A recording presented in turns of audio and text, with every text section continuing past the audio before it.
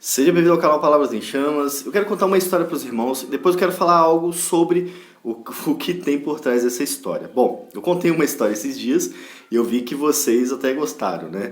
E tem muita história para contar. Mas vamos lá, irmãos. Vocês viram no título do vídeo, né? Viram aqui embaixo também sobre o que eu quero falar com vocês, mas antes eu quero contar uma história. Eu vi uma mulher que ela era de uma igreja tradicional e foi atraída por uma igreja pentecostal, né? Nisso não quero dizer que todas as igrejas pentecostais são assim, mas a história aconteceu desse jeito. Nisso ela foi atraída para a igreja pentecostal, ela se envolveu lá dentro e ela gostou muito do culto, das pessoas, ela fez amizade lá dentro e tudo mais. E aí, aos poucos, essas pessoas da outra igreja, da pentecostal, fez com que ela saísse da igreja tradicional, né?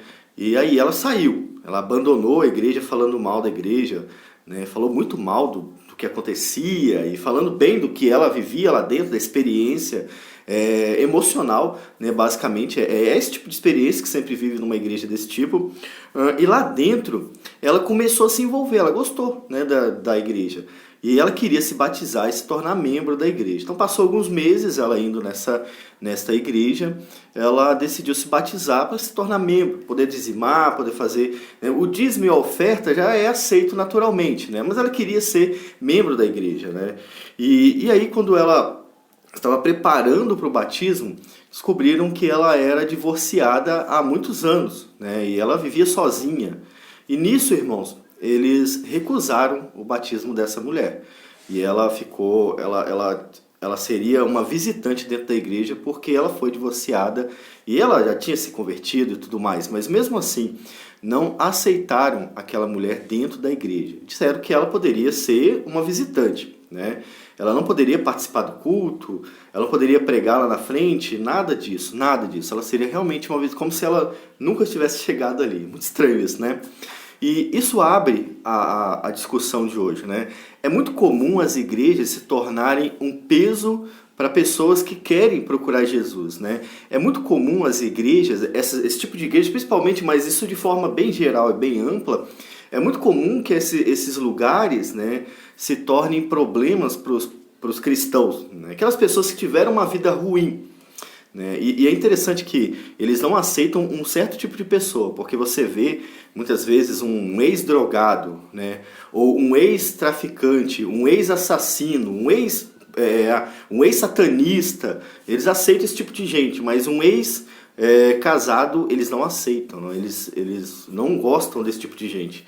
Mas aí eles querem salvar os demais.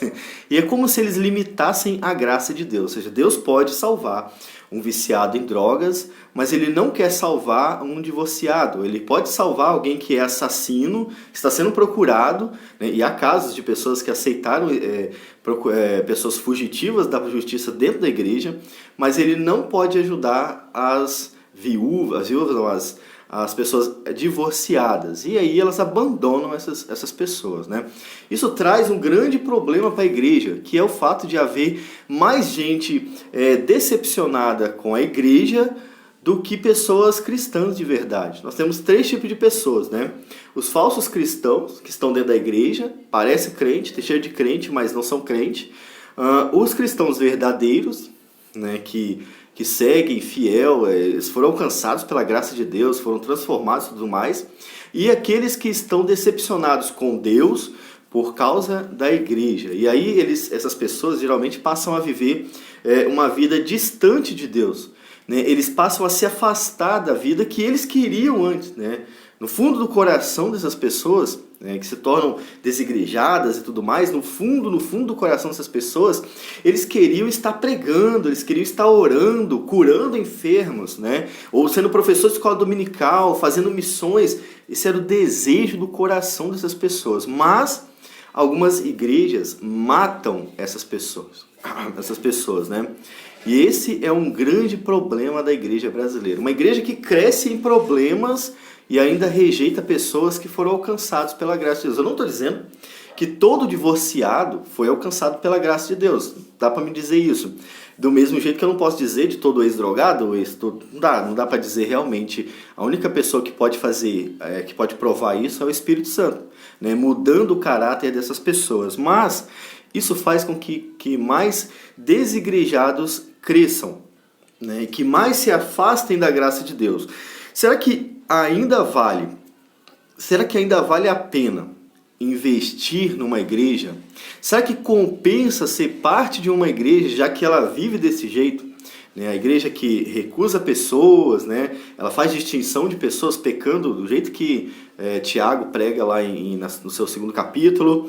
Ela não prega a palavra de Deus, ela prega sentimentalismo, ou ela não prega nada, nem sentimentalismo e nem a Bíblia, ela não prega definitivamente nada, e ainda recusa pessoas que foram alcançadas pela graça de Deus. Será que vale a pena investir nessas igrejas? Irmãos, eu diria que não. Que nestas igrejas não compensa investir. A não ser que você seja um teólogo que queira aceitar o desafio de ser usado dentro dessas igrejas para influenciar outras pessoas. Realmente, os desigrejados, nesse aspecto, têm toda a razão. Eles não devem ficar nesses lugares, porque esses lugares não são a igreja de Cristo. Esse é o principal motivo. Irmãos, tudo que eu descrevi de igreja aqui não tem nada a ver com a igreja de Cristo. A igreja de Cristo nunca foi assim. Mas ainda existe, irmãos, a igreja de Cristo. Ainda existem igrejas boas que, quando vem um divorciado, tratam o divorciado. Ainda vem igrejas boas que, quando o pastor percebe que ali há alguém com problemas na justiça, ele trata aquela pessoa e às vezes até ajuda a pagar esse problema. Né? E eu não concordo, por exemplo, em ex-traficantes ser do corpo de Cristo sem ter pago por aquilo que cometeu. Porque esse é um crime que a lei exige o pagamento. Né? E muitas igrejas não estão nem aí. Né? Coloca lá o rapaz como pastor. Né? E aí depois vai dar tudo errado, porque começou tudo errado. Mas as pessoas devem pagar, sim. Nesse caso, o divórcio, às vezes, o pagamento do divórcio é uma vida com Deus. Né? Esse é o pagamento para muitas igrejas. E depois tudo pode mudar. Deus pode mudar a vida de um divorciado. Um assassino, ele tem que pagar na justiça. Não tem jeito, tem que pagar na justiça. Ah, mas ele fala bem, ou ele ora em línguas. Cara, isso não significa nada. Ele tem que pagar na justiça. A justiça existe para ser cumprida. Então, o ex-drogado, ou o ex-assaltante, o ex-bandido, não dá para falar de todos os casos. Mas ainda existe, irmãos, a igreja verdadeira. É só procurar. O problema é que quando essas pessoas ficam decepcionadas com Deus, elas param de procurar. Né? E aí elas começam a achar que todas as igrejas são assim. Bom, então vou dar aqui o meu testemunho, porque eu vivo numa igreja, sou parte de uma igreja, eu conheço o meu pastor, falo muito com o pastor Ronaldo, né?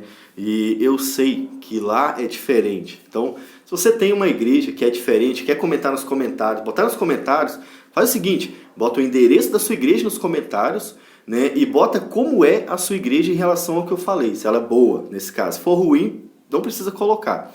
Se for boa, coloca aqui embaixo. Bom, eu vivo numa igreja presbiteriana, foi aonde eu comecei a me desenvolver como cristão, né? Lá o pastor é bem tranquilo, porém ele também cobra, se tiver que cobrar. Né? Já me cobrou, já veio aqui em casa, quando eu e minha esposa brigávamos muito, né? Ele vinha aqui e cobrava. Né? Isso é certo, tem que cobrar, não tem jeito, irmãos. O ser humano adulto tem responsabilidade que tem que ser cumprida. O casamento é parte delas, né? Então está certo em cobrar, não estou falando que está errado.